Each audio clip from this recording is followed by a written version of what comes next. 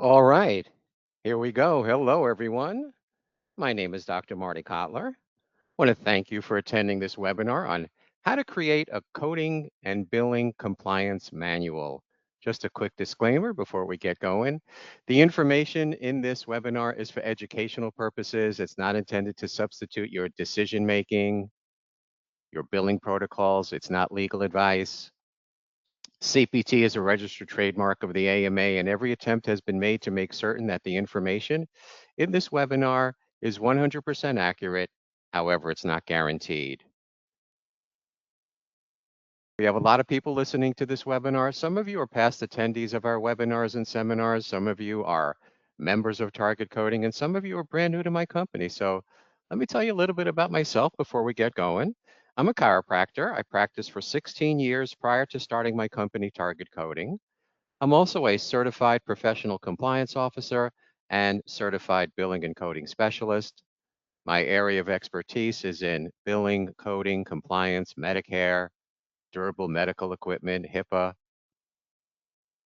My goal is to help you improve productivity, maximize reimbursement, reduce administrative burden. I want to show you how to get paid for everything you do, and I want to prevent you from having problems with insurance companies, state board, or malpractice situations. Target Coding members, after this webinar is over, if you would like to get a certificate of attendance, get the playback recording, if you'd like the PowerPoint slides, I'm going to show some forums. If you'd like any of these items, just log into your account. Give us 24 to 48 hours to load up the information into your account, and then you can get this information. Okay, let's begin the program, how to create a billing and coding compliance manual. We're going to use Main Street Health and Wellness as our sample manual today. This is an example of what we help doctors create for their offices. Target Coding's billing and coding manuals are consisting of 3 sections. Section 1 are policies and procedures. Section 2 are our forms, logs, and templates. And Section 3 is a whole bunch of miscellaneous documents and carrier policies. So I'm going to take you through this manual. We'll start with Section 1, General Overview and OIG Recommendations. So here's an example of an opening paragraph that a good quality billing and coding policy manual should look like. Let me read this to you. Main Street Health and Wellness has developed a billing and coding compliance plan that is meant to be an extension of our mission and values and is intended to create a culture of compliance. While we have historically desired to conduct our business in a compliant manner, our decision to create a formal compliance plan solidifies that desire to be compliant. Ultimately, the success of any organization is dependent on trust between ourselves and our patients. The primary reason we have committed to developing this compliance plan is to help enhance that trust. So we're just providing a good faith document here. We're trying to show anyone that's looking at us that we are trying to behave and do the right thing. Just in case the coding police come knocking on your door, this is what they'll want to see, your billing and coding compliance manual. While this plan is detailed, it will not be all-encompassing. It will not be able to address every situation and will never be a replacement for making good, ethical, logical choices that a responsible person acting in good faith would have made in an effort to be compliant. So again, we're just trying to show people that we want to behave. By the way, a billing and coding compliance manual makes everyone on the same page. That's what doctors want. They want operations to be streamlined. We want organization. And billing and coding policy manuals puts everyone on the same page, and it helps prevent whistleblower action. So the OIG, that stands for Office of Inspector General, recommends, they provide recommendations on what a billing and coding compliance manual should consist of. So they've come up with 7 elements. I'm going to go over them with you right now. The first one is policies and procedures. Second is leadership. Most chiropractic offices, the chiropractor is considered the business owner, and most offices have a billing and coding manager. Now, I know there are some doctors that do not have any staff members. So in that case, the doctor is the business owner and the coding and billing manager. So leadership is the second element. Third element is training. Anyone that has anything to do with billing and coding needs to be trained on billing and coding. So who's that in a typical chiropractic office? That's front desk receptionist. Most front desk receptionists are entering codes into the system, entering payments into the system. It's the doctors of chiropractic that are seeing patients. It's the office manager. So anyone that has anything to do with billing and coding would need to have training on billing and coding. Communication. To create a culture of compliance, there must be open lines of communication. We promote an open door policy. So what are we saying here?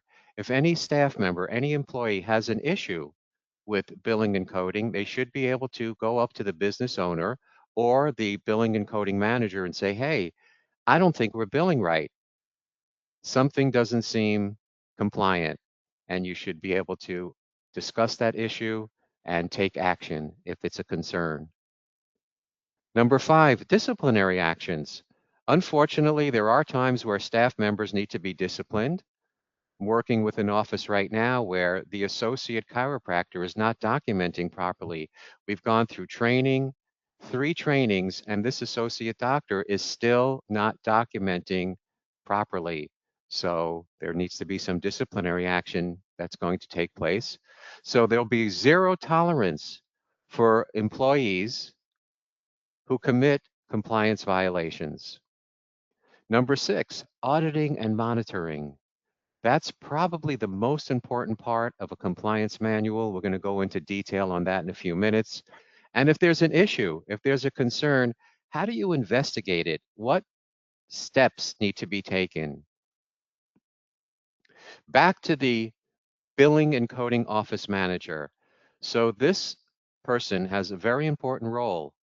This person needs to comply with state and federal requirements, needs to update internal policies, must have skills to train and raise awareness amongst other employees, always be on alert for potential areas of risk.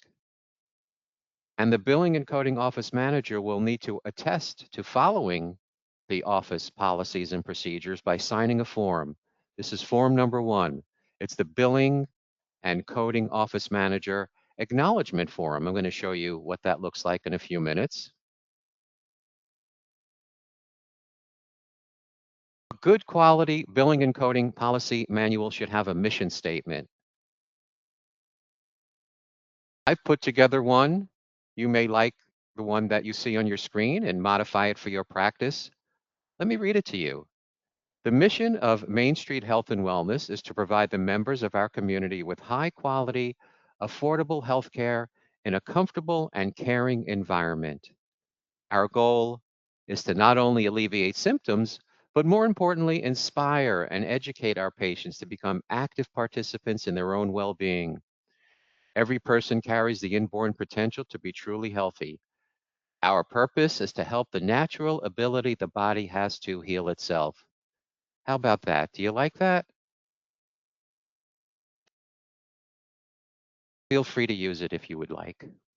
Core values should be part of a billing and coding compliance manual. Quality, consistently strive to provide the highest quality care. Responsibility, personal accountability for the work we do. Honesty, involvement and teamwork determine our future. Excellence, exceeding expectations. Now, some of you have billing and coding compliance manuals. Some of you have one that was given to you by your state association. Some are 10 pages. I've seen some that are 700 pages. Some have a few policies, some have 100 policies. We try to keep it simple. Target Coding's Billing and Coding Compliance Manual consists of 18 policies. There's the list on the screen. So let's go through a few of these.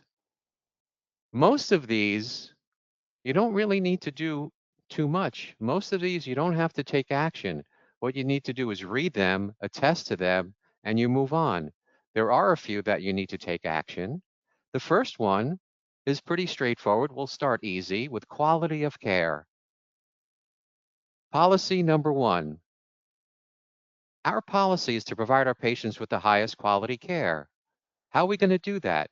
The procedure is we will ensure the quality of care by doing a history, performing an initial exam, taking x-rays or refer out for x-rays or other diagnostic tests if clinically indicated, put together a logical plan of care, and perform re-exams when appropriate to monitor progress. That's an easy one. All staff members read this, agree to it, and move on. No action is taken. Just want to put everybody on the same page. Next, policy on training staff members on billing and coding. Policy, billing and coding compliance training is essential. The OIG has made recommendations for 3 hours of compliance training per employee per year. That's not per week or per month. 3 hours of training per year, that should be pretty easy to accomplish. So we will provide training to our new employees upon hire, annually thereafter when any changes occur, and all employees that have anything to do with billing and coding will need to sign form number 2. It's called the Employee Acknowledgement Form. In addition to compliance training, all staff members, clinicians will be encouraged to attend continuing education programs, and you need to provide proof. Whenever I speak to a doctor, I ask, do you have trainings for your staff? And they say, of course we train. And then I ask them, do you document it? Some say yes, some say no. So you want to have formal proof of training. Put together an employee training log. It could be a simple spreadsheet where you put in the name of the employee that attended the training, the topics that were discovered, that were discussed, and you would have that employee sign off on that. So just in case the coding police come knocking on your door, one of the first questions they'll ask is, who's in charge of billing and coding? Someone will need to raise their hand. Hopefully your billing and coding office manager, he or she will raise his or her hand, and then the next question might be, do you have trainings? Hopefully you say yes. And the coding police might say, well, prove to us. Let me see proof that you have training. So that's form number 3, training logs. Again, it could be a simple spreadsheet. Internal reviews and monitoring. I mentioned earlier, this is probably the most important part of a billing and coding compliance manual. So the policy here is the backbone of any compliance plan is reviewing and monitoring components. Procedure. The record reviews will consist of, now we typically recommend reviewing 5 to 10 patient charts every 4 to 6 months for typical chiropractic practice. That should be enough. And the way we recommend you do it, now I've created an audit tool. It's a spreadsheet where we ask questions. We have this spreadsheet open next to the patient chart, and we just document the patient's name, the doctor that saw the patient, the dates of service, the date of the review, the reviewer's name, which could be the doctor or a trained staff member. And then we take a look at the note. Is the patient's name and date on the note? We check yes. Has a history, a compliant history been done? Yes or no? Is all the intake paperwork completed properly? Is there a logical exam being done? Are the diagnosis codes listed? Is the chart note signed and dated? So we go through a whole bunch of questions here and we check yes or no, and then we score it.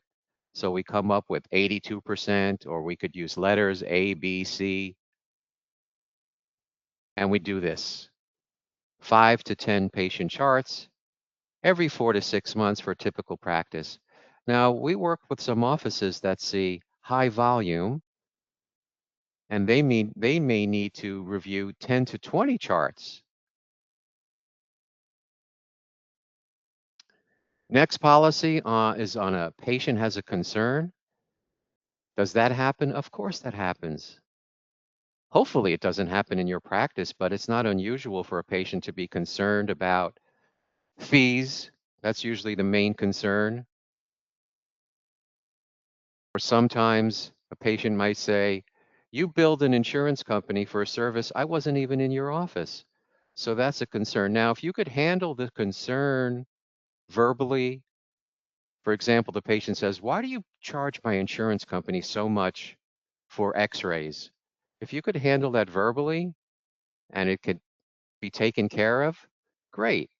If the patient seems adamant and you think they might cause a problem, then you may need to fill out a form to document this concern. So we have patient compliance concerns. What about employees that have a concern? Hopefully that never happens in your office. You should have a policy on documentation, disciplinary actions, background checks. Anyone that has anything to do with billing coding, you should do a background check. A simple background check would be going to the exclusions list. I did one on myself here. This is what you want to see, exclusions.oag.hhs.gov. Anyone that has anything to do with billing and coding, put their name into this website and see what comes up. Hopefully it says no results. If it does say, uh-oh, we have a problem, it usually tells you what the problem is. What I see oftentimes where chiropractors have been kicked out of Medicare and Medicaid programs is because of failure to pay their student loan. Yes, I know that's an unusual reason, but seems to be the most common. You have a policy on prepay plans, cash plans, discounts. I'm a proponent. I approve of 12 visits, recommending 12, 24, 30 visit, 36 visit care plans. I think it's a great idea to do it. Many doctors will put these plans together for cash-based services like decompression, laser, shockwave. The problem I see with some of these care plans is the discount seems to be way above the standard. So check with a compliance expert if you're putting together care plans. Should have a policy on deductibles, copays, and coinsurance because there are certain instances where it is okay to waive a copay or deductible or coinsurance. One example would be a financial hardship, a QMB patient. So it is possible to waive deductibles, copays, and coinsurance properly and compliantly.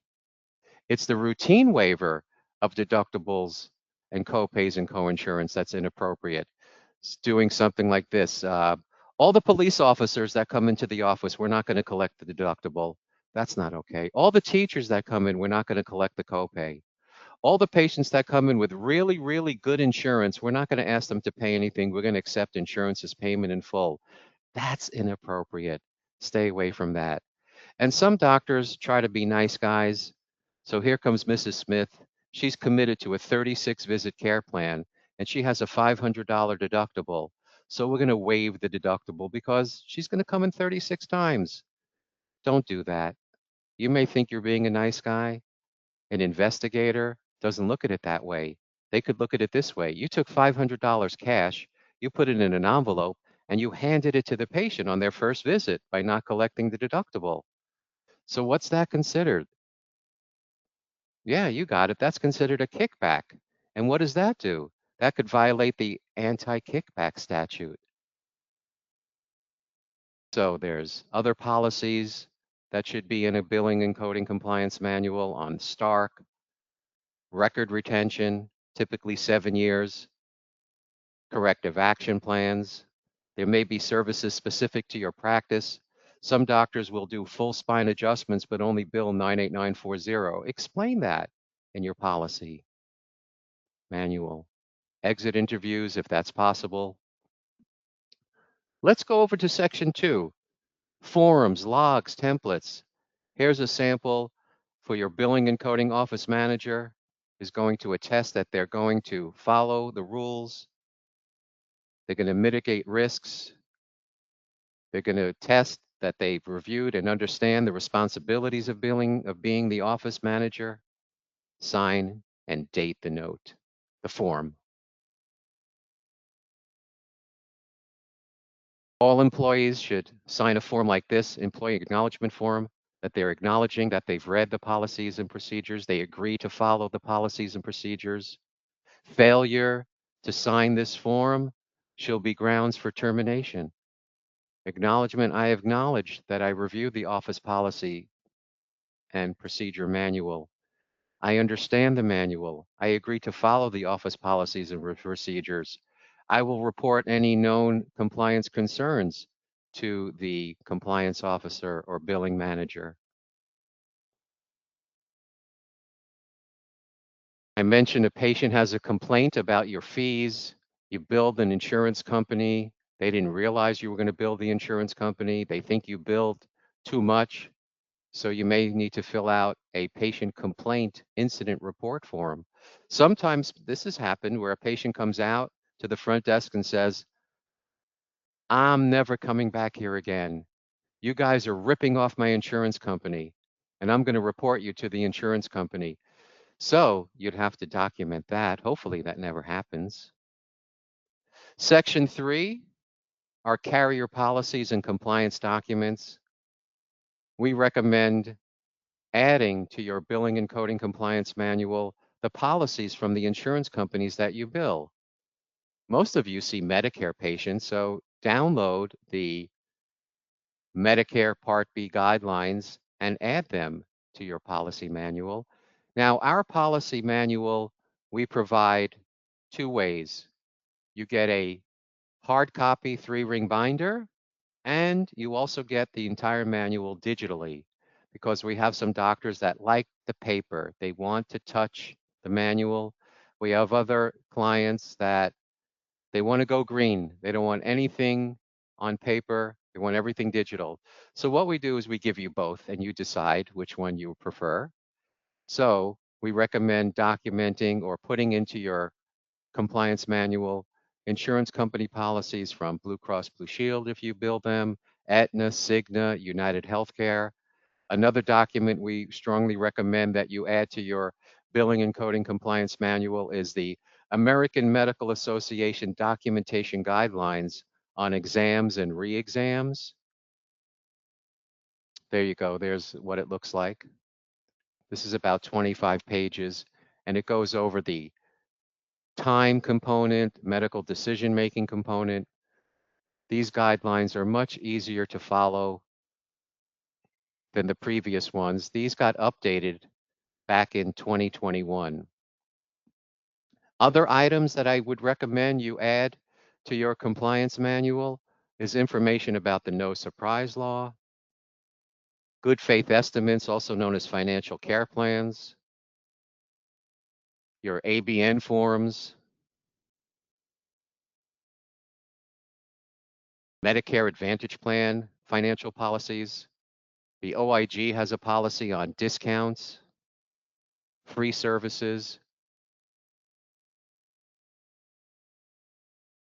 All right, we're rounding third. We're just about done. I have a few closing comments. You know, prevention is the key. Don't wait for the oil light to flash on your dashboard. I've worked with many doctors that have been audited, and one of the best things to do is have a billing and coding policy manual and show that to the insurance company that's auditing you. They'll be lenient. They won't think you're one of the bad guys if you have a policy manual. If you are audited, put one together right away and show that you're making good faith attempts to do the right thing. So prevention is the key. Obviously, you know that we write billing and coding compliance manuals. We've done them for probably, I would say, about 200 offices nationwide. It doesn't take that long to go through one. It doesn't cost that much. Let us know if you're interested. Other things that we offer at Target Coding is a book on the best codes to improve reimbursement. You know, your CPT codes are what you're doing, your diagnosis codes are why you're doing what you're doing, and they should pair. So we have that in the manual. This book has 3 sections. It gives you the codes that pay for the most visits, like sciatica, about 18 to 24 visits. Short-term treatment, muscle spasm, 6 to 12 visits. So that's chapter 1. Section 2, I mentioned pairing your codes like food and wine. So there's an example, myofascial release 97140. That pairs beautifully with myofascial pain syndrome M7912. Mechanical traction pairs nicely with back pain and cervical radiculopathy. Section 3, I give you the clinical rationale for 25 of the most common chiropractic diagnosis codes. I give you the subjective findings, orthopedic findings, neurological findings, chiropractic findings. Get a whole bunch of FAQs. So this book will help reduce administrative burden, prevent insurance denials. When you're doing a training, this is what some doctors do. When you're doing a billing and coding training, you could take a page out of this book and document that and put that in your billing and coding policy manual. You get PI cheat sheets emailed to you, the best PI cheat sheets in the industry. It'll help you avoid post-payment audits. Other things we do besides these types of webinars are, well, we have 25 different webinars that we put on, but we also offer them on demand. We have a library of on-demand webinars. Go to targetcoding.com, you click on the on-demand page. Many of them offer CEUs in about 30 states. We have a chiropractic assistant training series. These are 6 one-hour courses specifically for CAs. We do webinar marathons. That's what I call them. 6 CEUs every other month. There are the dates coming up. They go from 8 a.m. to 2 p.m. Eastern Time, approved for CEUs in over 30 states. We offer memberships. Level 1 is $99 a month, pay as you go. We offer personal coaching one-on-one. You could pay by hour, so we can go over your specific situation. I've written a whole bunch of forms, logs, letters, templates. You get all of them that I showed you today on HIPAA, ABN, billing and coding manual forms, new patient forms, sample SOAP notes, fight back letters, ABN forms. We also write HIPAA compliance manuals. So the big difference between billing and coding policy manuals is to prevent billing and coding errors. HIPAA manuals are to protect patient information. So 2 different types of compliance programs. We do chart reviews. We do credentialing. We offer many products and services you may not be aware. We have videos on laser and shockwave coding, neuropathy, decompression, Medicare programs. We have many testimonials from across the country. We have options to fit every practice: insurance practice, cash practice, Medicare, PI. Please check with the carriers you bill prior to submitting claims to ensure it's compliant. You know, things change all the time, so it's important to do your best to stay on top of these changes. Attend seminars, attend webinars. I recommend you join your national and state professional associations. Now, Natasha oversees our credentialing and HIPAA compliance department, so if you'd like to set up a free consultation with her, there she is. You can scan that QR code, or you could email her. Here's my contact information. By the way, stay in touch with us on the latest on billing and coding. You can follow us on Facebook, Instagram, LinkedIn, YouTube. Here's my contact information, general Email is info@targetcoding.com. Website, targetcoding.com. Telephone number, 1-800-270-7044. If you'd like to fax us something, you don't have to white out or black out patient names. We have a HIPAA secure fax number. It's 1-844-831-2347. If you'd like to set up a free consultation with me, you could scan that QR code you see in the bottom right corner, or you can give us a call, send us an email. I'm happy to do it for you. So again, I want to thank everyone for attending. I hope you learned a lot. Take care, everyone. Bye-bye.